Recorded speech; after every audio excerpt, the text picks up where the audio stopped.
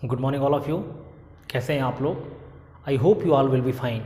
And now आज का जो हमारा डिस्कशन होगा वो होगा class 10th social science chapter 8 national awakening and establishment of political organisation in India का पार्ट 4, जहां पर हम आज establishment of Indian National Congress के बारे में स्टडी करेंगे और साथ में हम ये स्टडी करेंगे कि वो कौन कौन से मेन ऑब्जेक्टिव थे जो कि इंडियन नेशनल कांग्रेस के स्टेबल होने के समय बनाए गए थे। प्रीवियस क्लासेस में हमने इल्बर्ट बिल के बारे में स्टडी किया था और साथ में हमने ये स्टडी किया था कि वो पॉलिटिकल ऑर्गेनाइजेशन जो इंडियन नेशनल कांग्रेस के स्टेबल होने से पहले बनाए गए थे। ठीक है, तो ये जो टॉपिक है आपकी बुक के पेज नंबर 142 से स्टार्ट होगा, जहां पर लिखा होगा, आप देखें कि between the year 1870 and 1880 Indian people had become politically conscious and by the year 1885 there was a platform ready for establishment of a political organization on national basis। ठीक है कि यहाँ पर 1870 और 1880 के बीच की बात की कि जहां पर जो इंडियन पीपल थे वो पॉलिटिकली कॉन्शियस होने लगे थे, यानी राजनीतिक तौर से यदि हम देखें तो जागरूक होने लगे थे। और जब ये कॉन्शियसनेस इनकी बढ़ने लगी, ठीक है, तो इनको ये समझ में आ गया कि विदाउट पॉलिटिकल ऑर्गेनाइजेशन हम अपनी डिमांड्स को फुलफिल नहीं करा सकते। और 1885 में एक प्लेटफॉर्म तैयार हुआ जहां पर नेशनल बेसिस पर पॉलिटिकल ऑर्गेनाइजेशन बनाने की तैयारी की गई। ठीक है, देखिए आगे क्या लिखा है इसमें कि the credit for giving a definite structure to the all India organisation goes to a retired British officer A O. Hume. ठीक है, इसका जो क्रेडिट है वो एक ब्रिटिश ऑफिसर जो रिटायर्ड थे ए.ओ. ह्यूम उनको जाता है। और उनके बारे में लिखा आगे कि he was a liberal minded person. Hume had been feeling a need for a political organization which would bridge the gap between the rulers and the people being ruled। ठीक है कि इन्होंने ए.ओ. ह्यूम ने, ठीक है, ये एक liberal minded person थे, यानी उग्रवादी विचारधारा के व्यक्ति नहीं थे, लिबरली सोचते थे, ठीक है, कि शांति से सारे काम किए जा सकें बिना लड़ाई झगड़े के।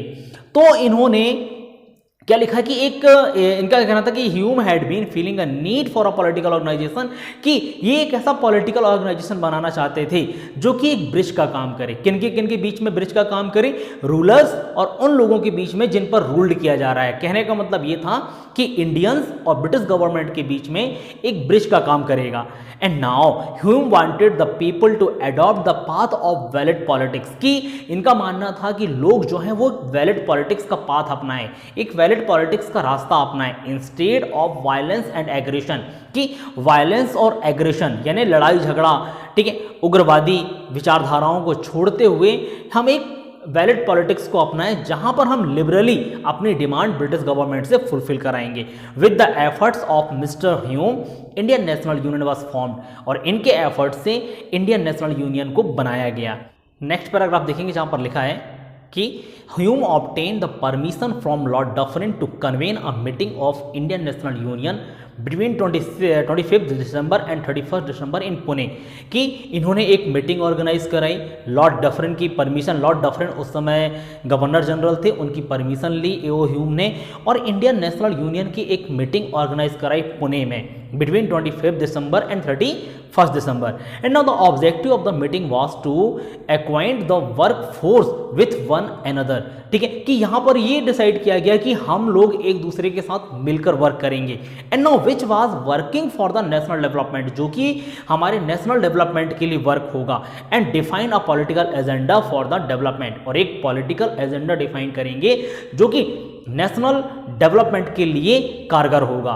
ठीक है, नाउ द नेक्स्ट पैराग्राफ देखें, लिखा कि although the place of convention was decided to be Pune, the venue was changed to Mumbai in the last minute. ठीक है, बेसिकली जो वेन्यू था, जो जगह थी वो पुणे थी, लेकिन लास्ट मिनट में इसको मुंबई में शिफ्ट किया गया। And now the convention was held at Mumbai on 28 दिसंबर 1885 इन गोकुलदास तेजपाल संस्कृत कॉलेज। ये नाम आप याद रखें, गोकुलदास तेजपाल संस्कृत कॉलेज। और कहां पर ये मीटिंग ऑर्गेनाइज कराई गई थी, किस जगह पर? मुंबई में। डेट 28 दिसंबर 1885, Gokuldas Tejpal Sanskrit college. At the suggestion of Sir Hume, the meeting was named Indian National Congress. और A.O. ह्यूम के सजेशन से इस मीटिंग का नाम उन्होंने इंडियन नेशनल कांग्रेस रखा. एंड दस Indian National Congress was born. और यहीं से इंडियन नेशनल कांग्रेस का जन्म होता है. And now there were 72 representatives in this convention of the Indian National Congress. Womesh Chandra Banerjee was the president of first convention of Indian National Congress. ठीक है, आप ये बात याद रखें कि जो फर्स्ट कन्वेंशन था उसके प्रेसिडेंट जो थे वो थे व्योमेश चंद्र बनर्जी. और यहाँ पर 72 रिप्रेजेंटेटिव इस कन्वेंशन में प्रेजेंट हुए थे. तो ये तो था establishment of Indian National Congress की हमको डेट पता चल गई कि 28 दिसंबर 1885. ठीक है, फर्स्ट प्रेसिडेंट जो थे वो व्योमेश चंद्र बनर्जी थे. एंड पहले कन्वेंशन में 72 रिप्रेजेंटेटिव्स प्रेजेंट हुए थे. ठीक, ये कुछ बेसिक चीजें हैं जो आपको याद रखनी चाहिए. एंड नाउ अब आप आएंगे पेज नंबर 143 पर, जहां पर है the objectives of establishment of Indian National Congress की इंडियन नेशनल कांग्रेस के स्टेबल होने के ऑब्जेक्टिव्स क्या क्या थे. तो यहां पर देखिए स्टार्टिंग में लिखा है कि historians believe that with the direction from British government Hume and his colleagues had founded Indian National Congress as a protective shield for British government. Basically यहाँ पर क्या बोला गया कि जो हिस्टोरियन थे, जो इतिहासकार थे, उनका ये बिलीव था कि जो ब्रिटिश गवर्नमेंट ने ह्यूम को अपॉइंट किया था इंडियन नेशनल कांग्रेस को स्टेबल कराने के लिए. क्यों? क्योंकि यहाँ पर लिखा है कि प्रोटेक्टिव शील्ड, कि इंडियन नेशनल कांग्रेस जो है वो प्रोटेक्टिव शील्ड की तरह वर्क करेगा. कि जब हमने अभी क्या स्टडी किया कि A.O. ह्यूम जो थे वो लिबरल माइंड के थे, यानी लिबरल माइंड के थे, यानी ये संगठन के अंदर, ठीक है, जो पॉलिटिकल ऑर्गेनाइजेशन उन्होंने बनाया उसके अंदर कभी ब्रिटिश गवर्नमेंट के खिलाफ आक्रोश पैदा नहीं होने देंगे, यानी लड़ाई झगड़े की भावना नहीं होगी. तो इस तरह ब्रिटिश गवर्नमेंट के लिए एक प्रोटेक्टिव शील्ड की तरह वर्क करेगा. And Hume did not want the people of India to adopt violent and aggressive measures to register their discontent and anger against British rule. ठीक है, तो यहां पर लिखा कि ह्यूम डिड नॉट वांट, कि ह्यूम नहीं चाहते थे कि इंडियन पीपल कभी भी अग्रेशन का यूज करें. ठीक है, अग्रेशन के साथ साथ वायलेंस को अपनाएं ताकि वो अपने डिसकंटेंट को ब्रिटिश गवर्नमेंट के सामने रिप्रेजेंटेट कर सकें.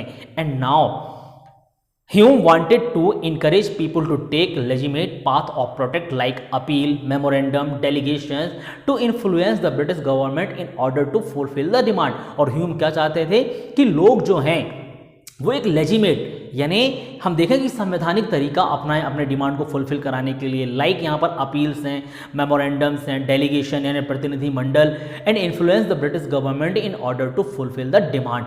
और इस तरह, ठीक है, वो अपनी डिमांड को फुलफिल कराने के लिए एक लेजिमेट पाथ का यूज करें. देखिए नेक्स्ट पैराग्राफ फिर कि the leaders of Congress accept the leadership of A.O. Hume in the foundation of Indian National Congress because they were not in the position of having an open conflict with the British government in the existing circumstances. This was more sensible to cooperate with Hume in order to have a common platform where they could discuss the problem of the country. Basically जो political leaders थे, ठीक है, जो Indians लोग थे, the leaders of Congress, जो कांग्रेस के जो लीडर्स थे उस समय, उन्होंने A.O. ह्यूम की लीडरशिप को एक्सेप्ट कर लिया. ठीक है, क्योंकि उस समय भारतीयों के पास और कोई रास्ता नहीं था. ठीक है, और ये इनके पास इतनी पावर नहीं थी कि वो ब्रिटिश गवर्नमेंट से डायरेक्ट कॉन्फ्लिक्ट कर सकें.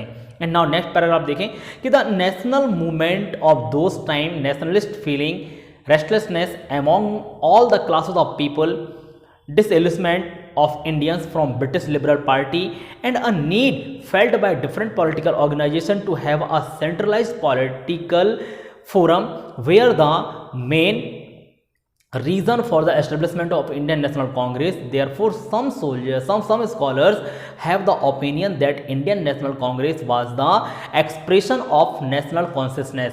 ठीक है, कि उस समय कुछ मूवमेंट चल रहे थे. ठीक है, नेशनलिस्ट मूवमेंट है, रेस्टलेसनेस एमंग लोगों के बीच में एक रेस्टलेसनेस था.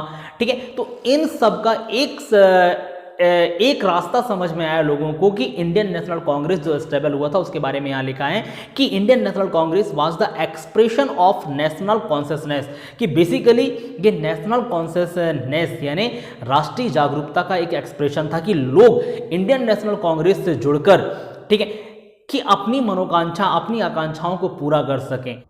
नेक्स्ट देखेंगे, यहाँ पर लिखा है कि the first president of Congress Womesh Chandra Banerjee stated the objectives of the Congress in the first convention in 1885, कि 1885 में जो फर्स्ट कन्वेंशन हुआ था वहाँ पर जो इनके पहले प्रेसिडेंट थे विमेश चंद्र बनर्जी ने, उन्होंने कुछ ऑब्जेक्टिव्स को, जो मेन ऑब्जेक्टिव्स थे कांग्रेस के, उसको स्टेटेड किया, उसको कहा। देखिए वो कौन कौन से ऑब्जेक्टिव्स थे।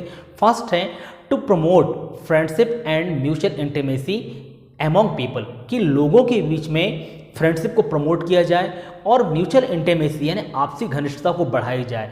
Who work enthusiastically for the country, जो कि उत्साह से अपनी कंट्री के लिए वर्क करें। एंड नाउ सेकेंड लिखा है कि to eradicate the differences of caste, religion and region and remove the prejudice through friendship and direct contact to develop unity and nationalist feeling which were developed during the administrative regime of Lord Ripon।